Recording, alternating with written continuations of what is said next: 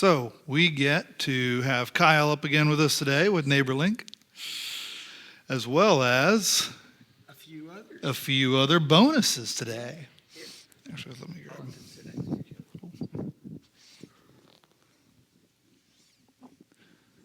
Not that you guys weren't put on the spot this morning, right? Yeah, they definitely didn't get it asked this morning like 20 minutes ago. That definitely didn't happen. Yeah, for sure. Thank you guys both. You guys were so Thanks, guys.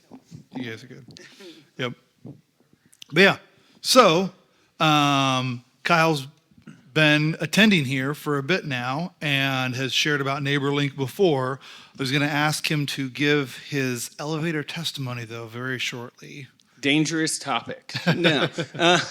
No, so appreciate everybody. Yes, we've been here about a little over a year and have loved it and loved being able to join this family. To give you a high level quick run through, so I didn't grow up in a Christian home. I grew up, the best way to describe it would be non-practicing Catholic. We went for the major things that needed to be there. I went to Wednesday nights, did all that fun First Communion items like that, but never really believed in a God, especially as I was coming up. I would ask questions to, the priests, the different teachers. And I grew up in a family where a lot of things were just normal place in the family, suicide, death, this type of stuff. And I remember asking one of the priests, hey, what happens after this? Okay, they die, what occurs? And he goes, we don't talk about that. We don't need to discuss. And I was about 5th grade. And I remember thinking at that moment, well, if we don't talk about that, then all of this is pointless, obviously. So what's the point? And from that time on, I was a firm believer that God wasn't real. None of this existed. And believed that way for pretty much until my senior year of high school, where I was fortunate enough to meet my now wife in our senior class or our junior class. And this is the best place to start, guys, when you meet a girl that you're interested in, is she hates your guts and about everything that you think. So that's a great starting point to build off of. But about a year I wore on her and we became friends and we started getting along and talking, and we're both single. And then this is the key advice to the Christian ladies in the room. Me as a non-believer came up to her and I go, hey, I'd like to take you on a date. We're friends. We get along. Would you be interested? And this is a key word. Her exact words were, no, I don't date not Christians. And I'm like, sweet, we're starting off. We started with hate, and then she told me no to dating. And I asked, what does that take? And she goes, you have to come to church. You have to read your Bible. And I'm like, well, I could be interested in this. And I'm like, I don't have a Bible, thinking I'm going to get away with this. And she pulls her Bible out of her bag, which was a teen study Bible, and I still have it. And she goes, here you go. And I'm like, I don't even know how this thing works. Like, what are chapters? What are verses? What is this? And she's like, don't worry, it has page numbers. I'll write them down for you. And she proceeded, which should have been a sign of how my rest of my life was going to be.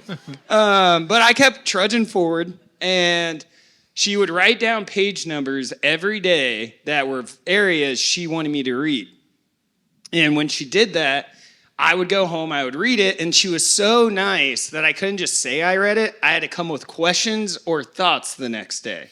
And if I didn't, it did not count. So proceeded to do that for 3-4 months. Don't hold me to time frames. And I can remember the night vividly. He's laying in my bed. I'm redoing the little reading. I got my little journal next to me, and I'm writing down my thoughts. And all of a sudden, it truly was what Paul describes as a heart change. I went from 10 minutes prior to that, if you'd have asked me, I would have told you, all this is dumb. I'm just trying to date this girl, to I believe this. This is real. This is true. And from that moment, I did. I was baptized. I believed in a God. I believed in who he was and what he had done for me. And I'd like to say I didn't screw up the next, 10 years or so, but I definitely had stumbling. I had a lot of sanctification and still do, that God's working on me through me and my family. And I'm blessed to marry the person who introduced me to Christ. And we're going on 13, 14 years now. long enough that I can't remember the exact time frame. So that is the high level. The Lord's been working and going from there. So That's awesome. Thanks, Kyle. So, really exciting that you're here with us as an attender, plus started NeighborLink a few years ago. And just a quick explanation of what NeighborLink is for anybody who has not heard it before. yes, so to give a quick rundown of what NeighborLink is, our goal is to be the facilitator of connecting Christians to people in need. So our goal is we find people who are in need, and that need can be anything. It can be screwing in light bulbs, I need help mowing a yard, to larger projects like wheelchair ramps, replacing gutters, fixing flooring in a house, those type of projects. And to give an idea of why we started this ministry is I was blessed that I became a youth pastor at 21. And one of the things that I noticed as I was a youth minister and then also an associate pastor and was trying to connect with people is I had a heart to connect with people in the community, and I wanted to be able to, meet them and go around and talk. And if you've ever done this where you go knock on doors, people usually aren't very friendly when you're just knocking on the door and you want to introduce them to Christ in the middle of their supper. So what we were really praying for and trying to do was how can we get into people's homes, connect with them, build a relationship, and provide value to where they don't want to throw us out as soon as we get there.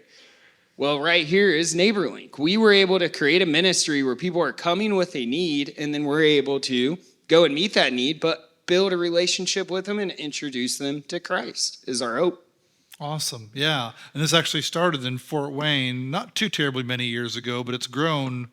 I don't know how large it is over the nation so far. So actually really exciting stuff. And I don't even know some of our board that knows this yet. So NeighborLink started in Fort Wayne, Indiana. It was actually started by a gentleman where his dad was actually murdered by a gentleman in Fort Wayne. And through only acts of what God can do, God put the gentleman who murdered his dad in front of him in a place where he could actually meet the need of this gentleman. And that moment, he forgave him, and that's what started NeighborLink Ministry in Fort Wayne, Indiana, was that. And now the exciting part is now it is a national organization that can be set up and spun up anywhere in the country, and anyone can request needs. So it is growing rapidly, which is really exciting to see. Yeah, very cool. So great history to Kyle, great history to NeighborLink, and through Kyle, God's brought that here to our area, and you're the head of it along with your board. And having him now here at our church, then we've got some great volunteers. You guys have done amazing in stepping up and starting to get to know it and help out and everything. And Kyle said, well, two of our best volunteers, hands down, we got to highlight them and hear some of their stories. So that is why Larry and Kim are up here. Yeah, so I'll let you guys talk. And thank you guys for being willing to come up here last minute. I know how much fun it is to come up on stage in front of everybody. So thank you both. But yes, we have been very blessed with two of our volunteers who have been able to help out and was hoping to get you guys to share. I know you guys, my wife talks to you guys all the time, which she loves. And actually, she should be the one up here talking. She's always coordinating and doing different projects and things like that. So I was hoping to have you guys share a little bit about your guys' experience with NeighborLink and volunteering and what you guys are looking to do in the future. I just heard exciting stuff today. Yeah, it's on. Hi. I went on the website and I was just looking through projects because I thought I'm a woman. You know what I mean? And I was just looking, and there was a lady, the first lady I encountered, I texted her and I said, hi, I'm Kim Eversman. I'm from NeighborLink, and I hear you have a request. And she texted me back and she said, yeah. And so I went over and I said, we scheduled a day, and I went over and I said, hi, I'm here to help you. And she goes, oh, good. And we sat down. And I was like, okay, what am I supposed to do? So I was talking to her, and I was like, what would you like done? And she's like, well, I just want to get to know you. And so I spent an hour and a half talking, which isn't very hard for me. So, but and I told her all about myself, and I asked her about herself, and she shared, and I thought, do you really need something done? And she was like, oh, this is fine. So she asked about my family, and she shared she didn't have family. And I said, well, I'm willing to clean or do whatever you wanted. And she just needed somebody to talk to. And she said, why are you doing this? And I said, well, I said, Jesus would do this for you because he loves you. And I said, he just wants us to serve and be the body and to love on you. And she said, well, you can go outside. Let's go outside. And she showed me things, and we were picking up sticks and things. And that's all it was. And I said, can I pray with you? And she said, sure. And we prayed. And I said, I'll call you again. So I've been in contact with her a couple times. But that was it. I said, do you really need something? But she was just willing to get to know. And so other times I went and we'd done a couple things. So that was the first time. And then I looked at another one. And so it marked complete because I said, Rachel, I didn't do anything. She goes, well, it's okay. She says, but we left it open. And then there was another lady that she needed a chair moved. So I told Larry, I said, Larry, wouldn't you want to move a chair? And he's like, sure. The best husband response right there. Yes. Gets me in trouble. Well, she was an older lady, so to speak, even though I'm getting old. But she didn't have any transportation or any way to move this recliner from her house in Coldwater to the senior citizens for their big sale that they have different times of the year. So I just went over and picked it up and talked to her for a little bit, and we got the chair loaded up, and then we just brought it over, and then I unloaded at the center for that particular one, and then we got another one. We have another one coming Tuesday. We're picking up a curio cabinet. We're hoping to just talk to her and pray and just help her meet a need and tell her we're just, ask her if she has any prayer needs. And then we had supposed to be anonymous. So I don't put her, but we did a wheelchair ramp for a gentleman that had called and asked I called him and said, do you need this wheelchair ramp done? And he said, yeah. And so we went and got the supplies, because I said, do you want slats? And he said, no, just put down what was there before. So it was like plywood, OBS. Treated plywood. I always say the wrong thing. Anyway, OSB. That's right. I always say OBS. Wrong word. OSB. And so Noah and Kalani actually came and helped us with that one. And they cut it, they measured it, and they had so much fun. And, they're in love. So they can do all that stuff in love. So they did Not the hate ramp. each other after a project. I know. And so they did that. And he had it was a really dilapidated shed. And Yeah, we did the wheelchair ramp and the shed. We did pretty much the same day. Kim and I kind of went to the back where the shed was at, while Noah and Kalani they basically did the wheelchair ramp themselves. And then this shed, Noah can't walk back there when we first got there, and he just leaned on it, and it collapsed. That's how bad this shed was. And so we just finished basically. We didn't even need any tools. We just grabbed the piece and tore it apart piece by piece and loaded it on the trailer, and then cleaned up everything around afterwards. And then we knocked on the door, and he came out, and he kind of looked, and he talked, and he says, oh, thank you for coming. And so I said, would you mind if we prayed for you? Do you have any prayer requests? And he just kind of looked shocked. And I said, let's hold hands. And we held hands with him, and I said, Lord, you see him. Yeah. You know this man. And I said, you love him. He's your child. I said, and I just prayed with him, and I said, I'm so thankful that we were able to meet a need for him. And will you bless him? Will you know him? I said, I just prayed. And I said, thank you for letting us serve you. And if you need anything else, please call. I gave him my number. He had it. And he was like, thank you. I said, that's it. So, and I said, have a great day. And we just got in our car. But it was scary the first time, because you're like, these people are going to think I'm weird. Why am I calling? So, but it's scary because it's something new.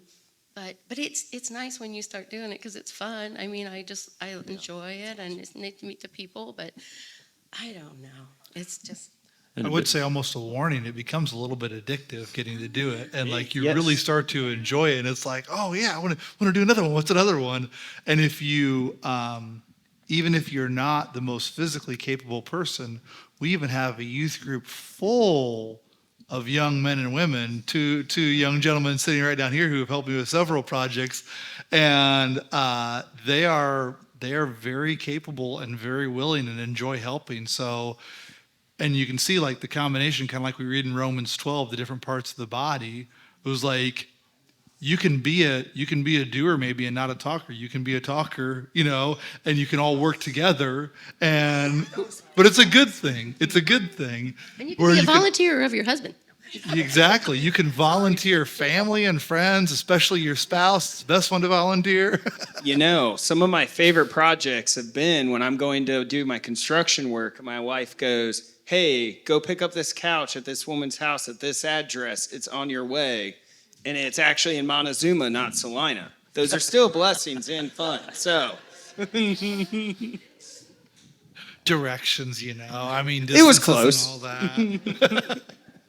No, but there have been so many cool things that have come out of it. And a lot of times there are, just being totally honest, not every experience is just like, oh man, so amazing. But we don't know whatever God's going to do with something, with a planted seed, bring it about later. Even Paul that gets this like, oh, it was this huge experience this one time. But he said in that moment, oh, it's really hard for you to kick against the goads, to like be fighting this. So he had been fighting it probably since the stoning of Stephen, the whole time since then. So it's all these little moments that eventually like get someone to realize, come to a saving faith. Sometimes there are bigger things, but a lot of these little ones too that can really have a big impact over the long haul. For sure. And it's amazing volunteers like you guys that make this ministry possible. So thank you both for everything that you guys do and continue to do, and the many others we have. With a little bit of time, if you don't mind, we got a few minutes, Peter, I'll share kind of two stories. Is one from this past winter, and hopefully I haven't shared this with all of you already, but something you said, Kim, sparked in my mind is this woman, she's a shut-in. She's not able to leave, especially during the winter time. She loves gardening, doing all that, but she can do that outside of her house when there's not piles of snow. And she actually, this past winter, she doesn't have any family, doesn't have any kids. She's 85 years old. And she actually got stuck to where she couldn't get out of her house, and Walmart delivery and Kroger delivery would no longer deliver to her because she had so much snow in front of her house. Because not the city's fault by any means, but they had been plowing streets and plowed her driveway shut, then plowed her sidewalk shut. If you didn't notice, we had quite a bit of snow this year compared to what we normally have. And she had been, she didn't realize that anybody would do this. She doesn't have the funds to pay somebody to come and shovel. And she had reached out to the senior center, and they reached out to us and said, hey, do you have somebody to do it? I'm like, yeah, actually, I'm going to go plow a bunch of driveways today for elderly. I'll add that to my list.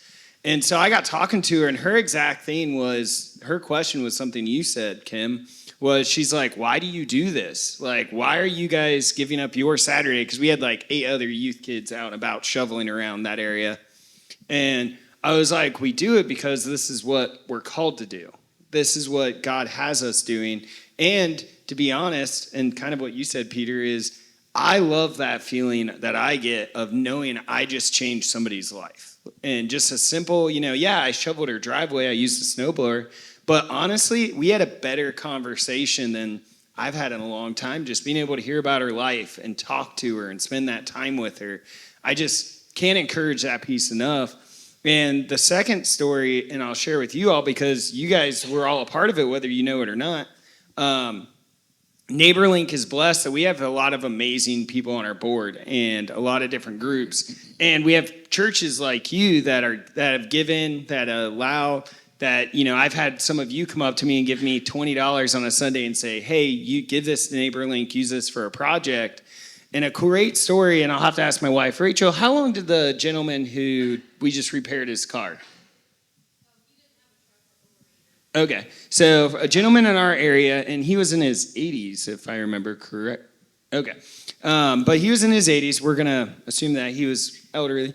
And he wasn't able to drive, wasn't able to leave his house. His truck had broken down. And just through the simple funds that you all have given and a partnership with, if you ever see Randy Bruns in our community, and he'll hate that I said this out loud, go up and tell him thank you. His group and his company does so much awesome stuff for different people in this community.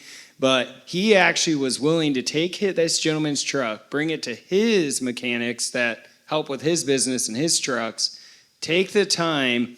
We were able to help pay for the parts, and they went through, completely inspected everything on this gentleman's truck, because if you know, once something sits for a year, usually everything else is broke somewhere too. He went through, fixed everything, inspected it, fixed parts that didn't need to be fixed, and we just ended up giving him some funds to help pay for the initial, and then they covered the rest. But this gentleman was able to get a fully working vehicle and truck back on the road, getting back his freedom. And it's just because of simple acts like some of you have given $10, $5. We have a gentleman who literally about every once a month he comes up and gives me a Tupperware full of quarters and dimes and change and says, here's all my change from this month for NeighborLink. And we go in, get it counted, and we give it to NeighborLink. So just some amazing ways that it's not just about doing at times, but even the fun side. If you're able to spend time with others, give towards NeighborLink, that can go such a huge way to be able to serve and minister to the people in this community. Absolutely. That was awesome. Thank So, yeah. So, continue to support them. Prayer being the most important. Go check out the volunteer list for different things you can do. There's a lot of opportunities that fit everybody of every age, gender, ability. It is amazing the variety there. And even going with somebody else who's doing something, just to be able to have a conversation and pray with someone. Every single person here is capable of that. So, a little out of your comfort zone, but that is what the verse actually means in Philippians of you can do all things through Christ who strengthens you. So, pray for you real quick. Yeah, for Larry and Kim as well. And for you guys as well. Absolutely. Absolutely. Well, dear Lord, I thank you so much for Kyle and Rachel and their willingness to serve in this way and lead this ministry. We thank you for volunteers like Larry and Kim and for the blessing they've been able to be to others and just being your hands and feet in a practical way. I pray that you would continue to lead Kyle and Rachel in this ministry, continue to lead all the volunteers, bless everyone involved in this so they can continue to be a blessing to others and show your light in this world. I pray that everything would honor and glorify you in and through this ministry. In Jesus' name I pray all these things. Amen. All right. Thank you, guys. I appreciate your willingness to just get thrown up here this morning. Thank you both very much.